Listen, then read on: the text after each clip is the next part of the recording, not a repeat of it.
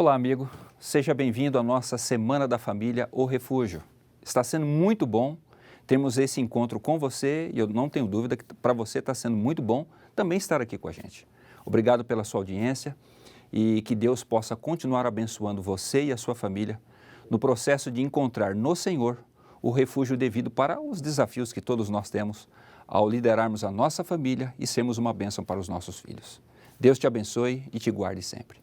Eu quero convidar você a pegar a sua Bíblia, eu vou pegar a minha aqui, para que você abra no livro de Êxodo, capítulo 2, verso 1 ao verso 10.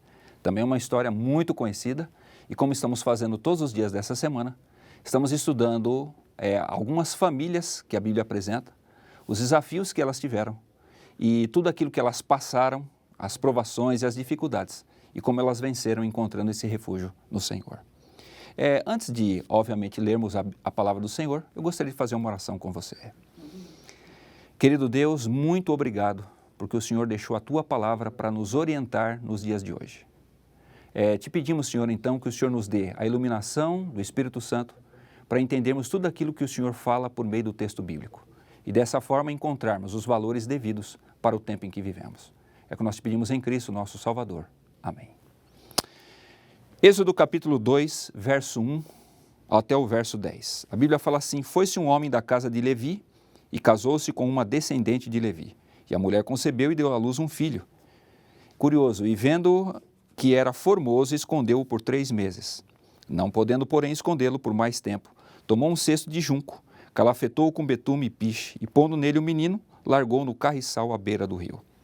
A irmã do menino ficou de longe para observar o que lhe haveria de suceder. Desceu a filha de Faraó para se banhar no rio, e as suas donzelas passeavam pela beira do rio. Vendo ela o cesto no carriçal, enviou a sua criada e o tomou. Abrindo-o, viu a criança, e eis que o menino chorava. Teve compaixão dele e disse: este é menino dos hebreus.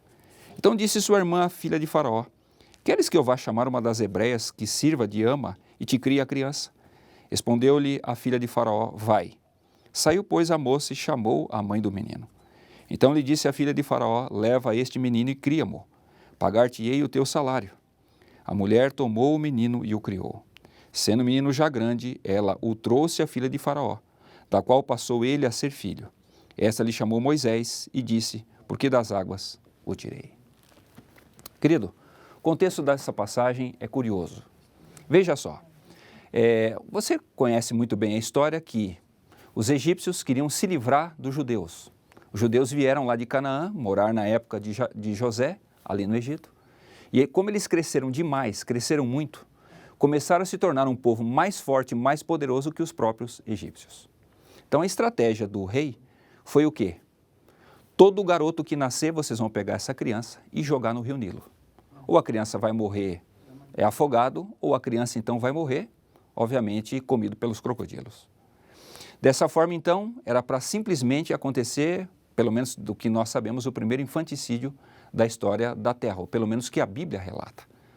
Só que, é claro, uma mãe nunca vai fazer um negócio desse.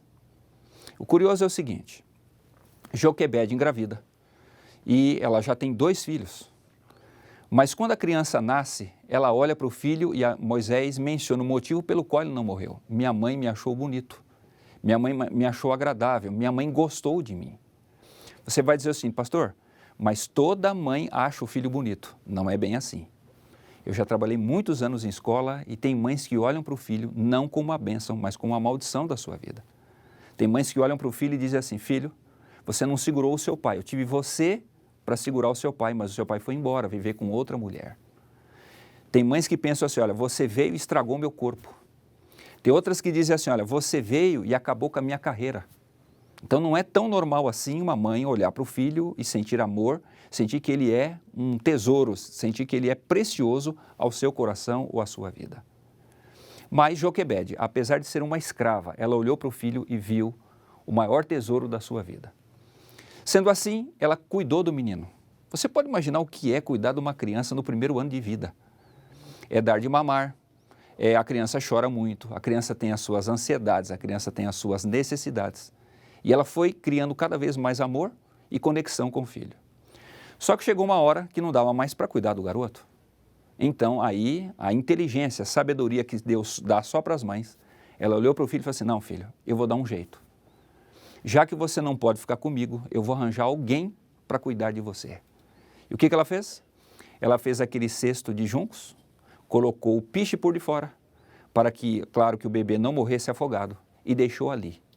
E simplesmente orou ao Senhor, Senhor, já que eu não posso criar o meu filho, então gostaria que o Senhor então arranjasse alguém para cuidar dessa criança. O mais curioso é que Deus dirigiu os passos daquela rainha. Ela foi tomar banho no rio, muito provavelmente a convicção que nós temos é que ela era estéril. E ao chegar ali e olhar o bebê, ela entendeu uma coisa, o meu Deus Nilo, que é o Deus da fertilidade, ele me mandou essa criança, então agora esse filho é meu. Só que é claro, Joquebede foi esperta. Ela pensou em todos os detalhes. Deixou a irmã ali, que era 10 anos mais velha, Miriam era 10 anos mais velha que Moisés. Fez aquela proposta. E a rainha pensou assim, criar filho, trocar fralda, fazer todas essas coisas, não. Isso aí uma rainha não faz. Então deixo com a mãe biológica. E quando esse filho crescer, então eu vou dar para ele o amor, o carinho e a atenção que ele merece naquele período que eu estou com certeza mais preparada para tê-lo. O que me chama a atenção nessa história, querido, é o seguinte. Primeiro, o perigo daquela época era o infanticídio. Mas eu pergunto para você, os nossos filhos não passam por isso hoje? Com certeza passam. O infanticídio naquela época era jogar no rio. Hoje existem outras maneiras de se matar os nossos filhos, que eu quero chamar a sua atenção para isso. Hoje, por exemplo, você tem os pedófilos da internet, que estão aí à caça dos nossos filhos. Eles entram na internet, se passam por outras pessoas, convencem a criança e quando a gente vai ver, muitas vezes a desgraça já está feita. Você também tem os padrões da moda que não se encaixam com ninguém. A criança nasce e logo que cresce ela já percebe o quê? Ou eu sou muito gordo, eu sou muito baixo, eu sou muito feio, eu sou horrível, porque a televisão está falando isso para mim, mamãe. Tem aqueles também que fazem de tudo para anular os padrões da moralidade, o sentido natural das coisas e tornam os comportamentos esdrúxulos como a coisa mais saudável para as nossas crianças. Dá vontade até de rir diante de algumas propostas que a mídia nos faz. Também existem as ideologias de anarquia e contravenção, ensinando os nossos filhos a nunca respeitarem as autoridades que nós temos nesse mundo e que são tão importantes e que pela palavra do Senhor nós sabemos que foi Deus quem as colocou para dirigir esse mundo. Existem também aqueles modelos pérfidos que todos os dias se apresentam na mídia. São colocadas pessoas que a mídia diz assim, olha, imite essa pessoa, olha só o estilo de vida dela como é legal e como bacana, só que não se encaixam para nós. Aí vem a grande pergunta dos pais, pastor, como eu vou educar os meus filhos num mundo desse? Como, por exemplo, pastor, eu passo um valor na hora do culto familiar aqui na minha casa e daqui a pouco meu filho pega o celular e ele vê coisas absolutamente contrárias daquilo que eu passei. Pastor, será que há refúgio nesse mundo para tamanha onda de degradação que se está fazendo com a família, com os valores familiares, com o papel do pai, com o papel da mãe? Pastor, onde eu vou encontrar ajuda para essa difícil tarefa? Querido, eu não tenho dúvida que Deus tem maneiras e formas para nos ajudar. Lembre-se, nessa semana nós estamos aprendendo que toda família tem que ter as suas ferramentas para ajudar os filhos a crescerem. Afinal de contas, nós não criamos só os nossos filhos. Nós criamos os nossos filhos, os nossos netos e os nossos bisnetos. Porque a nossa influência, ela perdura de geração em geração. Eu sei que não é fácil, mas é possível. Lembre-se, faça aquilo que Joquebede fez. Joquebede é iluminada pelo Espírito Santo. Ela procurou a ajuda de outros na sociedade. Lembre de uma coisa, nunca jamais um pai e uma mãe conseguirão educar um filho sozinho nessa sociedade tão líquida e tão porosa. Então eu gostaria de mencionar para você que ferramentas você pode usar diante desse desafio, diante dessa crise tão grande pela qual nós passamos. O primeiro grupo de pessoas que podem nos ajudar são os professores, que hoje em dia, você sabe, são os que mais passam tempo com os nossos filhos, não é verdade? Nós damos o café da manhã, beijamos os nossos filhos, eles vão para a escola, aqueles que estudam pela manhã. Ficam lá 5, 6 horas com o professor e com a professora. Os professores, eles são os segundos pais dos nossos filhos hoje em dia. Então nós precisaríamos fazer o quê? Valorizar esse trabalho. Dizer para a nossa professora o quanto ela é importante para o nosso filho. Mostrar para ela o valor do filho que temos, para que essa professora, ao trabalhar ali a sua pedagogia, ela possa pensar melhor na influência que ela está exercendo. Também, é claro, valorizar o professor diante do filho. Queridas mães, eu venho aqui fazer um pedido carinhoso. Eu fui professor durante 15 anos e foi assim, talvez a melhor época da minha vida pela qual eu passei no ministério. Só que, por favor, não fale mal da professora para o seu filho. Na verdade, quando você fala mal da professora, você está tirando a sua autoridade e não da professora, porque a professora não tem autoridade sobre o seu filho. Seu filho não é dela, mas foi você quem levou a professora. Então, quando você fala mal da professora, você está dando um tiro no seu pé. Lembre-se, a professora tem coisas que você não tem. A professora, então, está ajudando, ela está aumentando o seu raio de ação e de influência sobre a vida do seu filho. Valorize o trabalho do professor. Outra coisa que eu queria pedir a você, valorize os pastores. Os pastores que passam pela vida do seu filho, fale bem deles.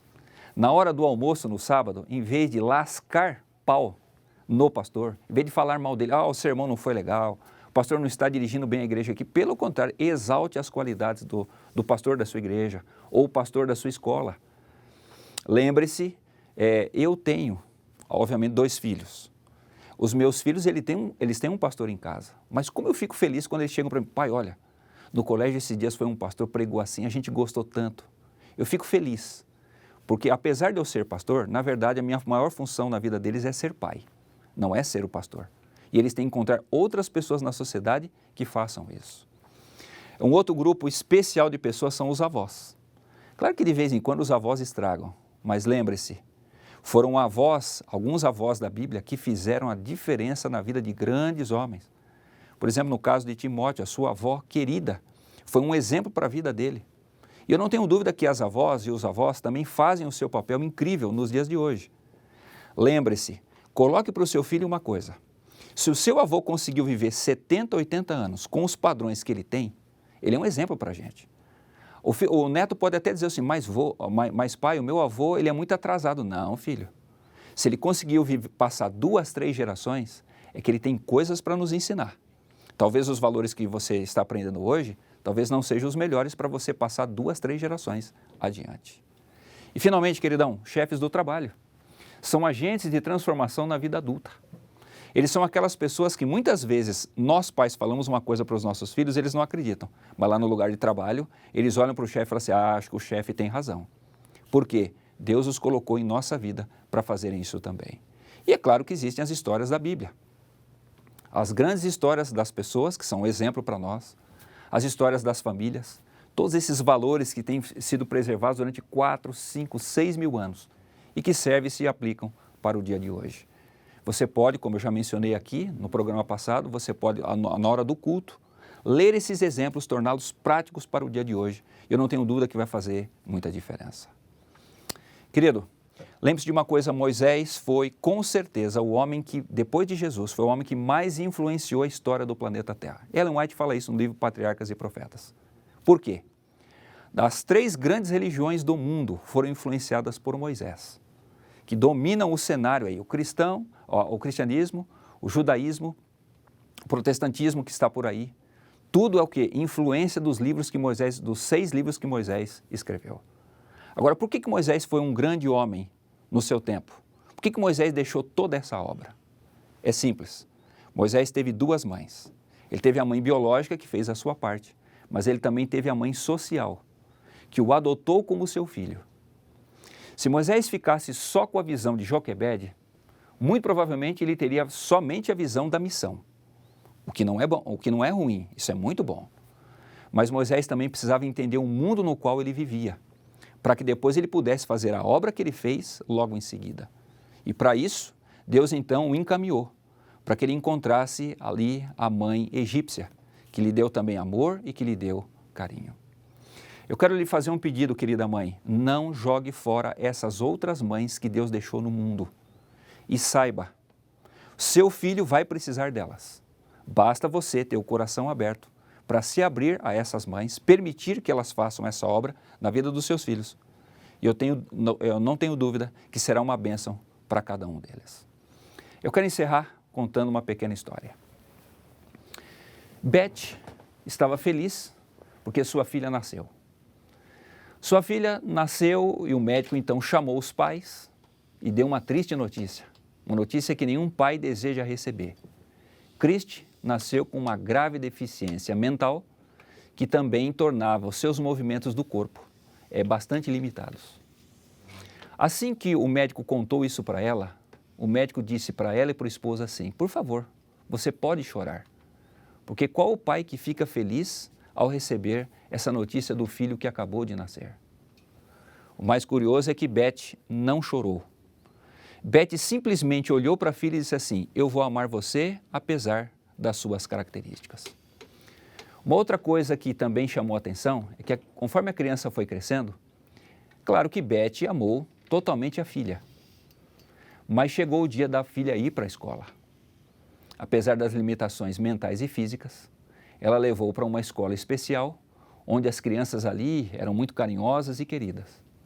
Mas assim que Beth deixou a criança na escola, ela olhou de longe e ela percebeu uma coisa: as crianças não queriam brincar ou conversar com Christy.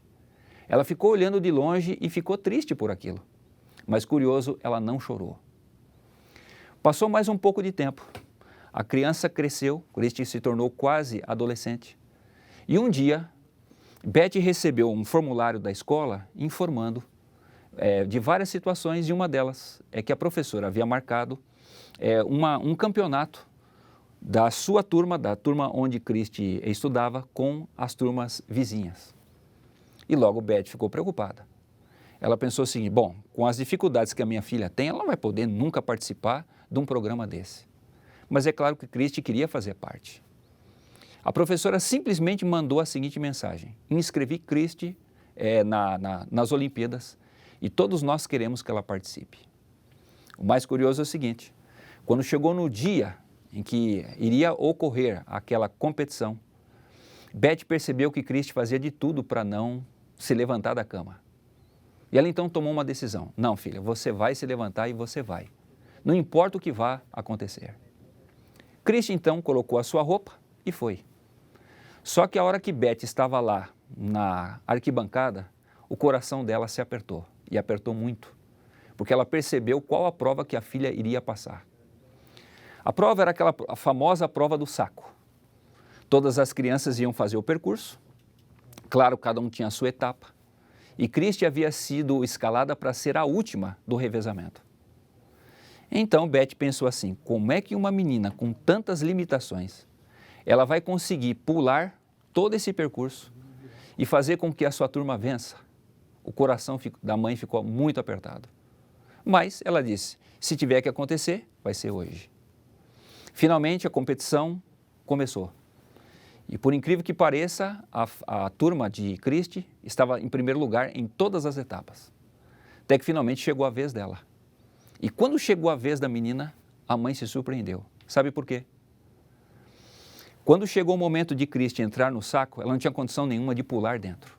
Todos os meninos ali da turma chegaram. Um segurou, dois seguraram o saco. Um chegou pela frente, a pegou pela cintura, colocou dentro. E o mais curioso é o seguinte: todos falaram assim: você vai conseguir. E foram pulando do lado da menina, segurando a garota até ela cruzar a linha de chegada. A turma não ganhou aquele revezamento, mas ninguém estava nem aí por ganharem. Todos estavam felizes, porque haviam abraçado, porque haviam acolhido, porque haviam incluído aquela garota que tinha os seus problemas, mas para eles era tão especial. O maior milagre, sabe qual foi? Incrível, queridos. Beth naquele dia chorou. Ela não chorou o dia que a filha nasceu deficiente. Ela não chorou o dia que o médico contou. Ela não chorou o dia que a filha foi. Ela não chorou em nenhum momento em que ela percebia a limitação da filha. Mas naquele dia ela chorou. Por que chorou? Simples. Porque ela percebeu que a filha sempre teria pessoas que iriam amá-la na sociedade.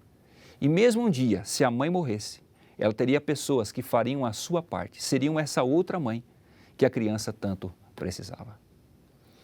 Querido pai e querida mãe, eu quero lhe fazer um convite nessa semana. Por favor, abrace e acolha essas pessoas que possam lhe ajudar.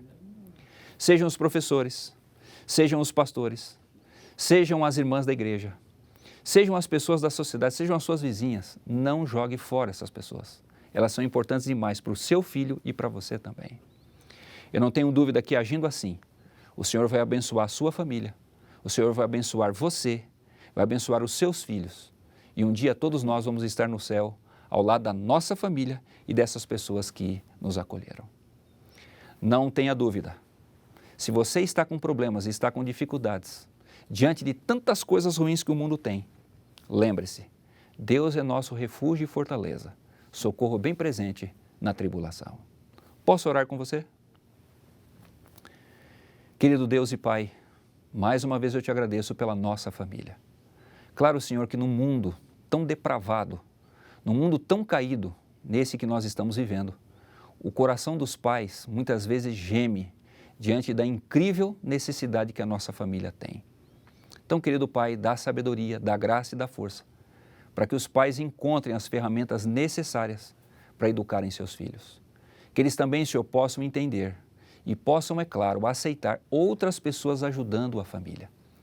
Dessa forma, Senhor, todos nós possamos crescer, sejamos pais ou sejamos filhos, crescer de uma maneira equilibrada e feliz. E que assim, um dia, nós possamos estar prontos para morar na Canaã celestial. Nos dá essa graça e essa força em Cristo, o nosso refúgio e o nosso Salvador. Amém, Senhor.